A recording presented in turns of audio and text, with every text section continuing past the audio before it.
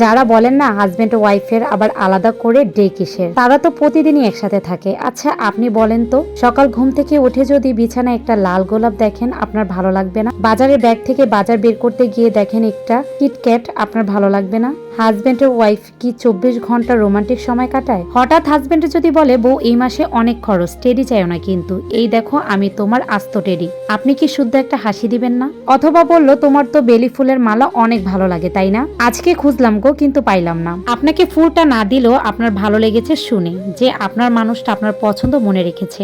আমার জানা মতে সব হাজবেন্ড ডেলি বউকে আই লাভ ইউ বলে না, বলুক না একদিন কোনো ডে উপলক্ষে। আর যদি বলে আমি তোমার সারা জীবন আগলে রাখবো গো প্রমিস, আপনার শুনতে কিন্তু সে প্রথম দিনের মতোই লাগবে। অনেক ব্যস্ততার মাঝে আপনাকে একটু জড়িয়ে ধরলে, কপালে একটা চুমু দিলে কি বলবেন?